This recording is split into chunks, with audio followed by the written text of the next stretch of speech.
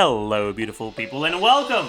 Hi! To an Ask Zajef Wriothesley edition. This video is being recorded towards the end of the Wriothesley banner. I initially wanted to record it early, but then I was too lazy. And then after like a week after the banner was out, I started thinking, well, most people who wanted to go for him probably already went for him, so what's the point of making the Ask Zajef anymore? However, a nice and intelligent chatter in my Twitch chat pointed out that I didn't record a post release for him. And when I realized that, I figured that it was probably a good idea to record the Ask Zajef, even if it's late, just as a resource that people can look at. And so let's talk about it. As usual for the Ask Zajef, I'm going to start by talking a bit about just his overall place in the meta, how good he is, what's changed since his release, and then I'll follow that up by taking specific questions from chat. With all that said, let's just get right into the meat and potatoes of this video. So, how good is Wriothesley? Wriothesley is a character who has a lot of different teams. When you look at his good teams,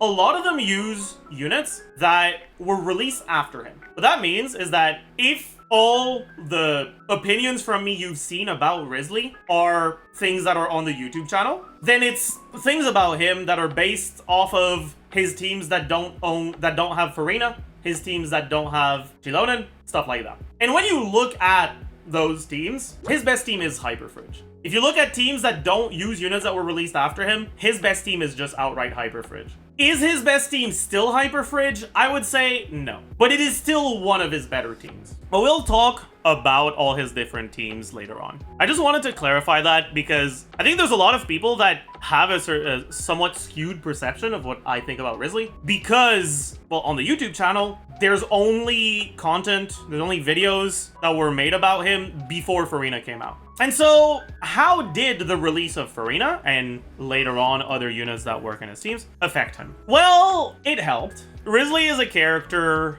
who was pretty average on his release, and we have had some pretty blatant power creep lately. And while the units that were released after him, some of them work with him, the benefits he got from new teammates are less than the improvements to meta teams through this recent trend of power creep. And so because of that, it's a bit difficult for me to make up my mind about whether Wriothesley is better now than he was on release, because in some ways he is and in some ways he isn't. If you're just looking at damage and how much damage you do, objectively, because he got teams that are better than the ones that he had available to him on release, he is better. But if you include the context of Abyss difficulty going up and other characters being released that are significantly stronger than he is, I don't know if you could really make that statement definitively anymore. Anyways, first we can talk about his teams with units that were released before him and the sort of directions you can go when it comes to team building him based on his kit design. And here's where the Wriothesley kit design complaining is gonna happen. You knew it was gonna happen at some point in this video. I'm warning you, if you love Wriothesley and you don't want to hear someone say negative things about the way his kit was designed,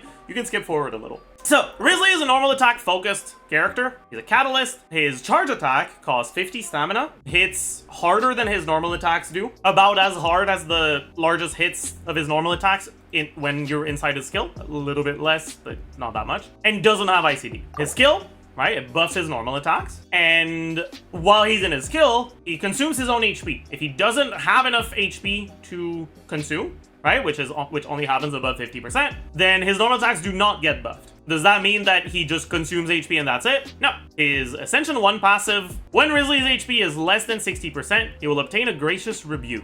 The next charge attack of his normal attack will be enhanced, it will not consume stamina, will deal more damage, and restore HP. What that means is that his default solo gameplay loop is consume your own HP with normal attacks, and then restore that HP with a charge attack. So why is there a problem here, design-wise? Well, you can gain a Gracious Rebuke this way once every 5 seconds, but in 5 seconds of normal attacking, which means over an extended fight, you will end up at 50% HP and having normal attacks that don't benefit from the enhanced normal attack buff. What that means is that solo Wriothesley is gonna have some issues. and the way that his teams can help you with that is through healing. However, if you do get healing, you won't be able to get below 60% HP anymore, which is a trigger condition for this, which means that this effect in teams that have healers effectively almost never happens. It can happen from damage you take from getting hit by enemies, but it'll never happen against enemies that don't hit hard, and it won't be something you can rely on for his combos.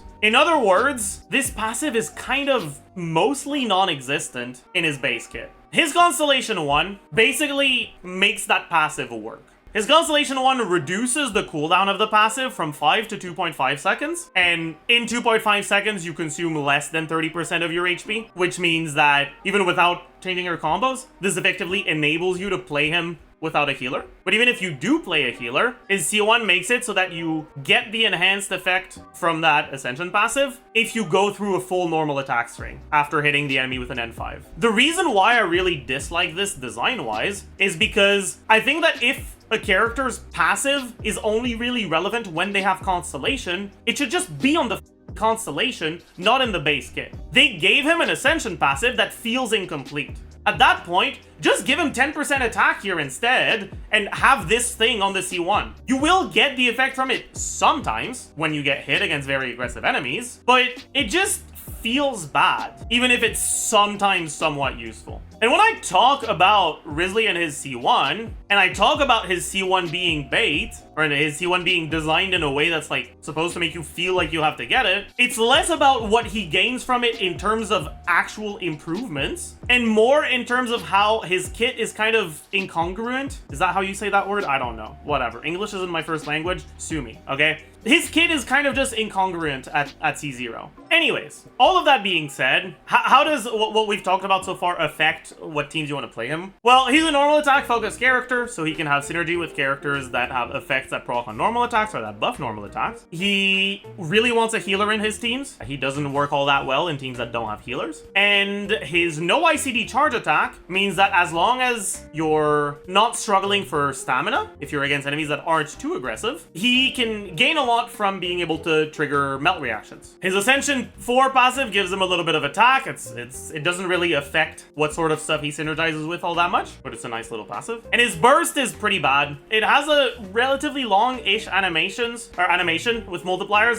that are not that much better than just normal attacking. So its main use is having something to do if you need to stay on him longer than 10 seconds. And I guess also having a way to like deal more easily with a group of enemies, like a squishy first wave. Most optimized Wriothesley rotation don't run any ER on him and just use his burst when it's available, but there are some rotations where using his burst is actually a DPS loss, and even in the teams where it's not a DPS loss, if you do decide to not use it at all, it's a low single-digit % of damage lost. There's like about 3% less DPS.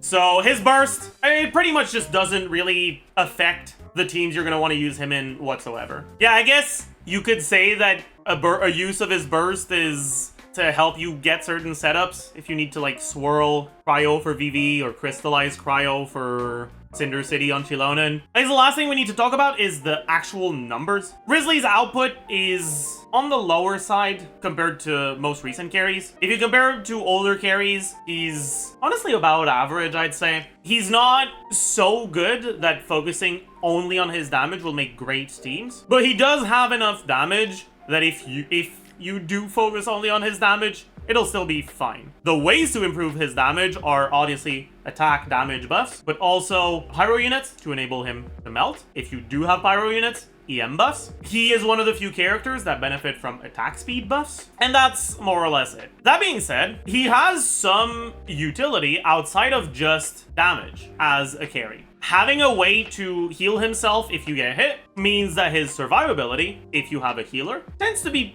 pretty decent. Another upside that he has is that he has pretty consistent on-field cryo application, which is something that can be used for something other than to increase his damage with melt because of freeze. Freeze is a very, very powerful reaction against enemies that can be frozen. And I think Freeze got a lot worse over the years because at the release of Genshin, there were never any bosses in Abyss. Now, some enemies are still freeze immune even if they're not bosses, like for example, Cryo Abyss mages, but most enemies were freezable, so most content was freezable. Eventually, they started adding bosses to Abyss, and with time, they just started adding more bosses to Abyss. Nowadays, you can usually expect at least one unfreezable boss on each side of the Abyss. That being said, Freeze is, against freezable enemies, incredibly powerful. It would be fair to say that Freeze probably is the reason why we have bosses in Abyss. Because in Abysses that don't have unfreezable enemies, Freeze is just too good.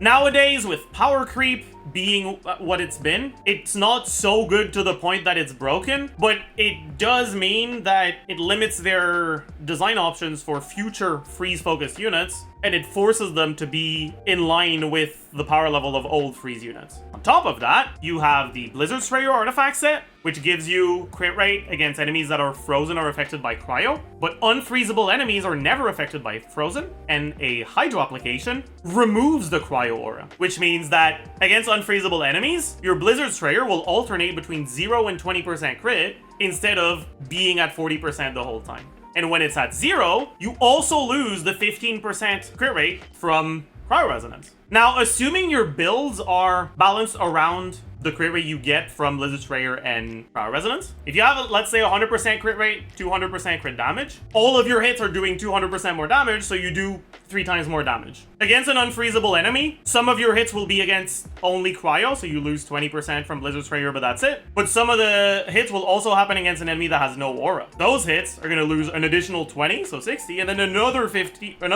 so 45% crit. So you lose a third of your damage just from that. Up to a third of your damage just from that, which is a big deal, right? Unfreezable enemies, not only, well, you don't have the benefits from freeze anymore, but you also don't have the benefits from all the things that synergize with freeze. And so those freeze teams are pretty bad in those sorts of situations. Does that mean that you don't have any freeze teams that can be properly used in content where there's like 2 freezable chambers but 1 unfreezable chamber? No. And this is why I consider Hyperfridge to be Wriothesley's best team on release and still one of his good teams. Because Hyperfridge is a team where you have really good freeze uptime, but where Wriothesley is not the large majority of your team DPS. If you look at the damage distribution in a Hyperfridge team, Wriothesley's doing a fifth to a quarter of the team DPS. Your main source of damage is your Electro unit. In a team like this, yeah, he's being used more as a driver than a carry. And if you look at the actual damage that these teams output, it's actually about as good as his other teams, at least the ones with units that were released before him, with the added advantage of having the comfort of freeze in a team that doesn't get completely demolished by unfreezable enemies. And while I don't think this is necessarily his best team anymore, I do think it is still his most comfortable team, and still the team that I would recommend for people that want to do casual Wriothesley gameplay. The problem is, Wriothesley is not a character that is all that strong, and so from a meta perspective, there's not that much of a reason to get him, which means that most people that get him are people who just like him. But when you get a character because you like them, when it comes to on-fielders, most people prefer using them in teams where they are a proper carry instead of teams where they're more of a driver. And I think that's the main argument against Hyperfridge on Wriothesley, is people who have Wriothesley probably want him to be the one doing damage. Anyways, what units have been released since he came out that can actually work well in his teams? I think there's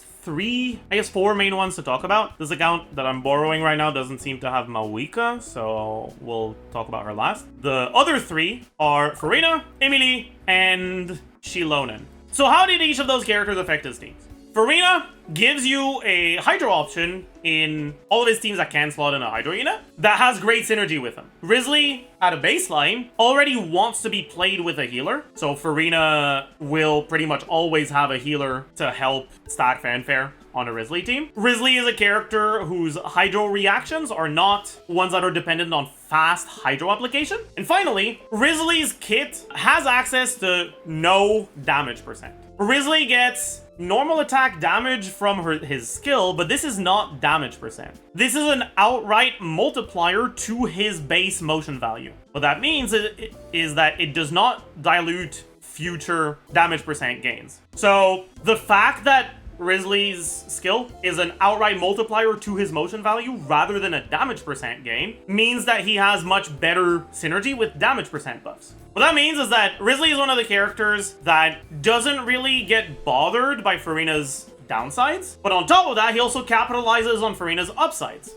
And on top of that, if you play him with Bennett, sometimes you'll swap out of Wriothesley while you still have like about 80 or 75% HP left. And Furina's off-field HP consumption means that you might swap back into Wriothesley while you're below 60, which can activate his Ascension passive. All of this to say, he gets a lot of synergy with Furina. Next is Emilie. The main thing with Emilie is just, if you want to play him in a melt team, your pyro units, at least on Emilie's release, we didn't have Mavuika, so for now, let's talk about Xianyun only. Or like Xianyun, or you would have to use a pyro unit that applies pyro much slower. If you didn't want to use Xianyun, like Toma, like Daya, whatever. If you're using Toma or Daya or whatever, because you want the defensive utility, they don't apply enough pyro for Wriothesley to properly get all the melts he wants. However, Dendro units triggering burning helps maintain pyro auras and allows Wriothesley to melt more of his damage. On top of that, if you're doing a team like this, even with a character like Xianyun, before Xilonen's release, we didn't have the greatest slots here outside of Furina. VV units were hard to make work well because getting a Cryo Swirl after Bennett buff was kind of not really gonna happen unless your setups were incredibly slow because Wriothesley has no off-field cryo. But getting a VV before Bennett buff means that the VV's almost over by the time you swap to Wriothesley. And so it kind of disqualifies most of the VV options. Technically, you could do something like this using Kazuha as your off-field pyro, but that's scuffed if you're not an AoE. And so most people ended up using something like this. And if this is something you're using, the offensive utility provided by Zhongli's artifact set options, either Petro or POM, plus his resistance shred, aren't really enough to compete with the damage that Emilie can provide, which is why Emilie is a reasonable option here. You can also use Nahida instead of Emilie. Nahida has much less personal damage, but her burst provides a lot of elemental mastery, which is helpful for Wriothesley's melt. But her burst animation is pretty long, and if you don't have Hydro on your teams, the duration isn't that long. 15 is fine, but it'll generally expire unless you use it after Bennett, which you don't want to. It'll generally expire before your other buffs, which is a bit annoying, but it was still a fine option. Next up, we have Xilonen. The main thing with Xilonen is that unlike VV units, her value is not entirely predicated upon her ability to trigger a specific element. Yes, triggering Crystallize on a specific element helps. It gives you damage percent from Cinder City, which is great, but you get the shred no matter what. You get the shred even if you don't crystallize the right element, which means that past the first rotation, when it starts becoming a bit annoying to get your cryo crystallize, even if you don't get it, it's not the end of the world. On top of that, her debuff duration on the shred and her buff duration on Cinder City last much longer than VV and the damage percent and EM buffs from Kazuha and Sucrose, which means that you can reliably swap the Xilonen before Bennett. That helps not only with getting the cryo, but even if you don't get it, it also means that you're spending more time on Wriothesley while your other buffs are still active. Finally, Mavuika. Mavuika is an option that can replace Xianyun for the off-field pyro. It's a lot slower than Xianyun though, so if you do the optimal Wriothesley combos, it's actually a bit too much cryo for Mavuika. What that means is you'll have to either slightly change your combo and lose a bit of damage because of that, or add in a unit that helps you with your application, like one of the Dendro units. In other words, Mavuika's release retroactively made Emilie and Nahida slightly better. Technically, Wriothesley's a character that can also be used with Xianyun, but I don't tend to think all that highly of it because his normal and charge attacks are pretty powerful, and his plunge attack multiplier isn't that high. We can also, I guess, mention Citlali. Citlali is just so broken that even on characters that are not Pyro or Hydro, even if she's not providing you the shred from her Ascension passive, she's still a viable option. Nowadays, Wriothesley is one of the characters that stands as like a relatively average carry. I'd say he's the best currently released cryo carry. Just when it comes to the output you can get in his optimal teams, he's not that far from a character like Ganyu, but his ability to have great synergy in so many different teams, I think solidifies him as by far the best cryo carry. I guess I can also talk about Bain. I think this is a team that's really cool. In terms of power, it's okay. The biggest issue with it is that your ER requirements on your whole team are kind of rough to reach, which means that the team often feels pretty bad to play. In terms of damage, it is worse than just using Bennett instead, because Bennett's kind of just the GOAT. But in a team like this, you don't have Bennett's self-pyro that can potentially make it easier for you to get one-shot. You don't have to stay in the circle for Bennett. You don't have to deal with circle impact. And probably more importantly than the other two, you can use Bennett on the other team. This is a team that does not use any of the Bennett, Xilonen, Citlali characters that are part of Mavuika's best team. And because of that, I'd say that even though it's worse than the Bennett teams, this is still one of the teams that you can keep in mind. So let's start taking questions. Does Shenhe fit into any of his teams? Shenhe has good synergy with Wriothesley, but Shenhe sucks. Shenhe provides you with 15% shred, 15 cryo damage, and 15 skill and burst or normal charge and plunge. So generally, 30 damage percent to whatever relevant source of damage you're using. And the quills. Well, how good are the quills? So each quill is 82.2% of her attack. Shenhe has attack ascension and relatively high base attack. However, she doesn't snapshot, which means that unless you're playing a team that has very little attack buffs, she doesn't really have a lot more attack than your carry does. And this is pretty much just the equivalent of 82.2% motion value for your carry. Her attack is generally going to be pretty close to your carry's attack with Bennett buff. It'll be higher if you run her on Sig or on Engulfing, but her Sig is such low value that it's just not really worth very much. And if you run her on Fav, you most of the time want to run a crit rate circlet so you can proc the Fav more reliably. And so there are even going to be teams where she has less attack than your carry. We'll separate worst case, best case. So in the worst case, it's going to be something like Bennett, Wriothesley, Shenhe, Shenhe. In a team like that, you want Fav, so you probably want crit rate circlet for consistency.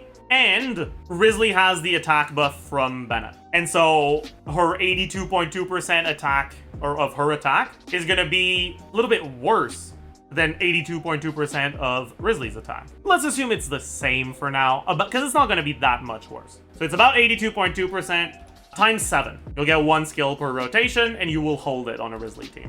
In pretty much every team that does the tap version of her skill, you get 2 skills per rotation. So generally what I consider the worst case for her to be 7 quills, and the best case to be 10. And then the best case scenario, you still get this shred and this damage percent, but I mean, we can talk about Ayaka, for example. If you're looking at an Ayaka that doesn't have an attack percent weapon, and that is running crit damage circlet, on top of that, you also have pretty good particle generation if you do 2 Ayaka E's per rotation. So having a little bit less reliability on your Fav isn't that big of a deal. And so much of Ayaka's damage is from her burst that you don't get punished that hard if you still do need the Fav particles, but you just decide to normal attack a few times on Shenhe in order to guarantee you proc them. All those factors together means that you generally are going to end up with a bit more attack on Shenhe in those teams and less attack on your carry. And so this 82.2% of her attack is going to be the equivalent of like 140, 150, maybe even 160% of your carry's attack. The way that it works in the damage formula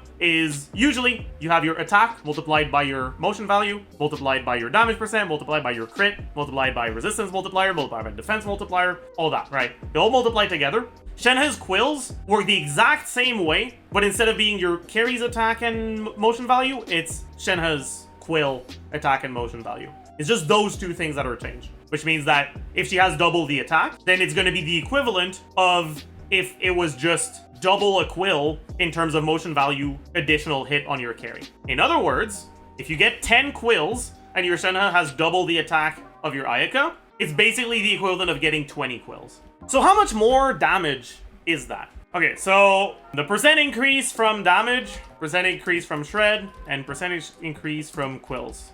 So on a character like Wriothesley, where you get less quills and his attack is closer to Shenhe's attack, the damage you get from quills is not that significant.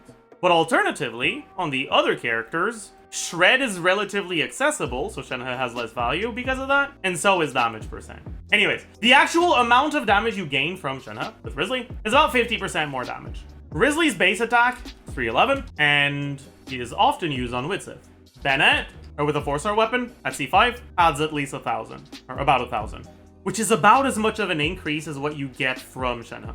In other words, a generic good buff does about as much as Shenhe's incredibly specific buff. And that's without accounting for Bennett's healing. But this is why Shenhe's not that great of a character. With Wriothesley, but also just in general, a character that provides a buff that is hyper-specific needs to provide a buff that is actually big in order for them to be good. If a character gives a buff that's about as good as a Bennett buff, they can be good in a team, don't get me wrong. But if they're an incredibly hyper-specific support, and that's all they do, they're not a good character.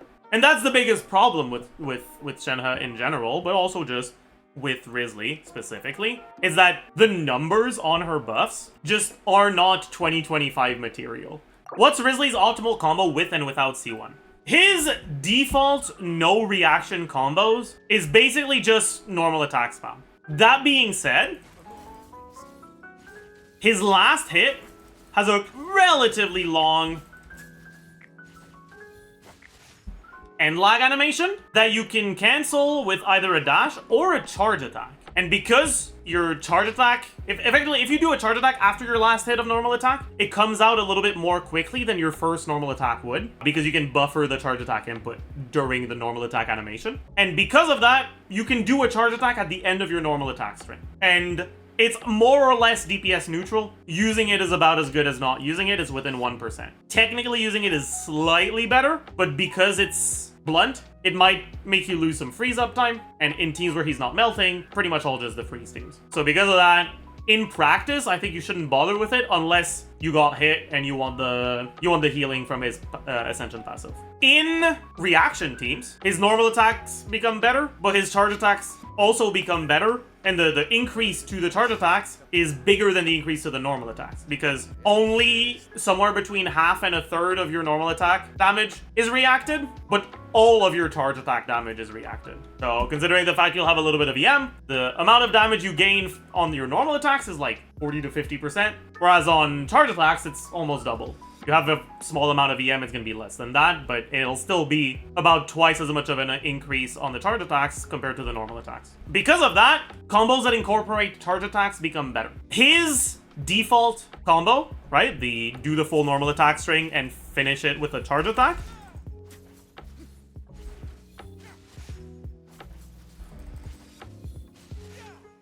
is still quite good, but in melt teams, right? You can also do three normal attacks followed by a charge attack. As you can see though,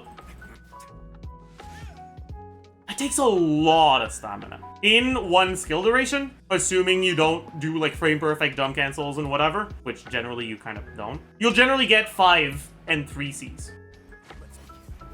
1, 2, 3, 4, 5.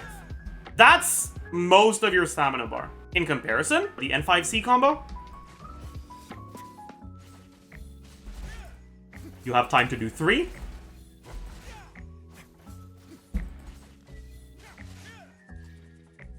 Is pretty much just 60, because it's the 50 from the charge attack, but during the time it takes to get 5 normal attacks out, you regenerate like 45. Technically, in melt teams, his optimal combo is N3C. But in practice, that means you can't dodge.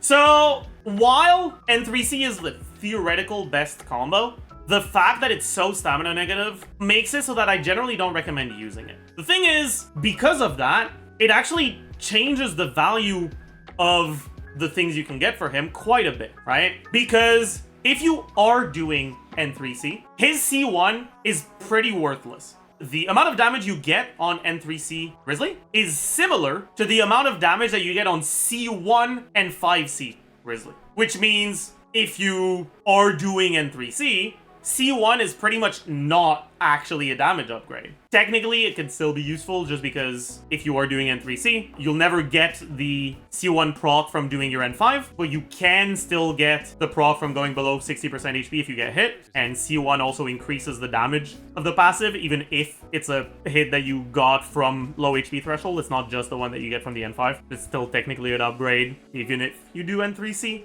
So that's one thing. And then the other thing is, if you are doing Mavuika, Mavuika's Pyro being slower than Xiangling means that the N3C combo that has a no ICD charge attack more often ends up having its applications at timings that are a little bit too scuffed, where you actually end up with a Cryo Aura at some point and you lose some melts. And so if you're doing N3C, Mavuika is pretty bad for him. But yeah, as a general rule, if you're trying to get a speed run in a melt team and you have enough damage that you know you will kill the enemy before you really start running into stamina problems, you can do N3C pretty much the rest of the time and pretty much all of his teams, and 5C is the go-to. Wriothesley's charge attack has an end lag animation that you can cancel with a jump or a dash. If you do that, jump cancels needs to be executed relatively close to frame perfect to actually be an increase over not canceling at all. And unlike with a character like Hu Tao, you don't need to jump cancel for your positioning. With Hu Tao, if you don't jump cancel against enemies that you can go through with your charge attack, your positioning gets completely and you lose some damage because you're out of range of your normal attacks. Wriothesley doesn't move with his charge attack, so like technically he can step in, but against an enemy, he's not gonna go past them. And so you don't need to do cancels. Dash cancels are worth doing even if they're not frame perfect, but dash cancels make N3C unsustainable. However, if you do N5C,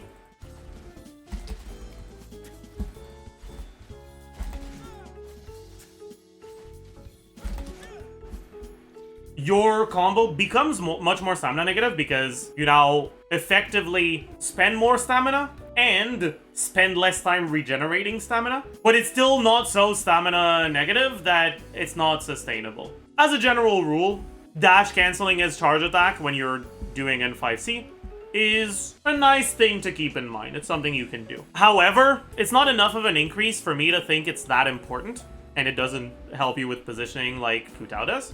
And so I'd say that your stamina is generally better spent dashing to dodge incoming attacks instead of dash canceling your charge attacks. Not sure if I should go for his R1 or not. I only have R5 Widsith and hate the 20-second cooldown on it. One thing that isn't accounted for Widsith is it pretty much always performs better in practice than it does in sims or sheets, unless they look at only one rotation, because it always, in practice, on a character like Wriothesley, actually has more than 50% uptime. Let's graph this out. So, Widsith uptime, damage uptime, and percentage Widsith. So, for your first rotation, your Widsith uptime is 100%. And you have like, let's say 10 seconds of uptime, and then you swap out, and on the next rotation, your Widsith does not proc, so it stays at 10. And like technically, the only change if you stay on field longer than 10 seconds is, so for example, if you end up using Wriothesley's burst after his damage window's over, I mean, this goes below 100% of the first rotation, but it'll still be half of what the first rotation average is as total uptime. So let's say 12 seconds for now, sure. So on the first rotation, Widsith 83% 83% uptime. And then on the second rotation, by the end, it's at 42. But from there, the next time you swap back in, you have Widsith again. Which means that if you look at your Widsith percentage uptime over a large number of rotations, it will converge to, in a team like this, about 42%. In a team where your on-fielder's uptime is 10 seconds, 50%. But let's graph it out. And as you can see, this is what your Widsith uptime looks like based on the time it takes to kill the enemy. The thing is, if you assume that you kill the enemies in 2 rotations or 4 rotations or 6 rotations, your Widsith uptime is going to be at its lowest point. But in practice, the enemy doesn't always die exactly at this point. Sometimes the enemy dies here, sometimes here, sometimes here, sometimes here, whatever. But if you calc the DPS with 50% Widsith uptime or half rotation, like every other rotation Widsith uptime, you're effectively calculating the worst case scenario. And in practice, it's almost always higher than that. It's rarely gonna be at 100% uptime, unless you can one-rotate enemies. But even if it takes you 2 rotations, unless the enemy only dies at the end of your second rotation, if it dies in the middle, that's still 70% instead of 40. It's a pretty big difference. In other words, Widsith actually performs better in practice than it does in sheets most of the time. If you don't like Widsith because you think the RNG's cringe, then yeah, sure, like whatever. But as a general rule, cash flow is just like a thing you can consider. It's better than C1 if you're doing N3C spam, but if you're not, C1 is generally better. So basically, just in terms of DPS, SIG is generally slightly better, but in practice, including quality of life stuff, I think you're generally better off getting the C1. How good are his Constellations? So Constellation discussion is always like kind of, I try to navigate them carefully because I never want anyone to get the message that they need to go for a Constellation to make a character function. Do not spend money on this shit game. But I understand that some people still want to know how much of an upgrade it is. C1 in practice is somewhat nice. If you're a dedicated Wriothesley main willing to learn and execute his good combos, his C1 could end up pretty much being DPS neutral, but in practice it's often somewhere around a 20%-ish damage upgrade, which for a C1 is like, honestly pretty average. Design-wise, if you have it, it feels like his kit makes more sense, but actual damage-wise, it's not that big of a deal. His C2 is kind of weird because his burst sucks. And so you don't want to use your burst while your E is active because it's kind of just better to use your normal attacks and your charge attacks. But also, if you use your burst after your E expires, that's probably also after your buffs expire. With this, it becomes worth using your burst. Still not worth building ER for the burst, but at least worth using it and potentially using it before your skill runs out while you still have your buffs active. But honestly, it's not that big of an upgrade. C3, reasonable. For a C3, it's quite good because Wriothesley gets the large majority of his damage from his normal attack talent. As a general rule, carries that have most of their damage coming from one talent get a little bit north of a 20% upgrade from the Constellation that increases that talent. This is 21% upgrade, and this is going to be 21% pretty much across the board. And I think that contextualizes why I feel kind of whatever about the C1, right? 20% is okay, but it's relatively average. Like, Wriothesley is not a character that has a particularly good C1. C4, he heals more from Rebuke, which is kind of not doing anything because the C1 reducing the Ascension 1 cooldown makes it so his combos aren't HP negative anymore to begin with. But I guess it helps a little bit for his healing if you're getting hit, especially like solo Wriothesley runs. Additionally, if he gets overflow healing, he gets attack speed, or the team gets attack speed. This is kind of a whatever Constellation, honestly. C5, not that great. Increasing burst damage just isn't that big of a deal because his burst is not that big of a portion of his damage. Even with the C2, the burst becomes worth using, but not that great. Still a lot less damage than your normal and charge attacks. C6, it's definitely one of the better C6s. It makes his charge attack deal hit twice, and it also gives it 100 CV. Yeah, the additional hit on the charge attack is the same as the normal hit, and it's no ICD, so you can melt both of them if you have enough pyro. It's about 50% more damage. It makes him not work with Mavuika anymore because it's way too much cryo, but I don't know how it interacts with Mavuika Constellations because there's a Mavuika Constellation that gives you more pyro app. I don't know exactly how it interacts with that. I think that's going to be it for the Ask Zajef. I hope you learned a thing or two. I hope, more importantly, that those of you that were under the impression that I think that Wriothesley's Hyperloom team is his best team to this day, it's still one of his better teams, but just a lot of the units released after him gave him other team options that do more damage. I hope it like somewhat takes the place of the non-existent post-release as usual. Do all the YouTube stuff, and I'll see you guys on the next one. Bye, YouTube.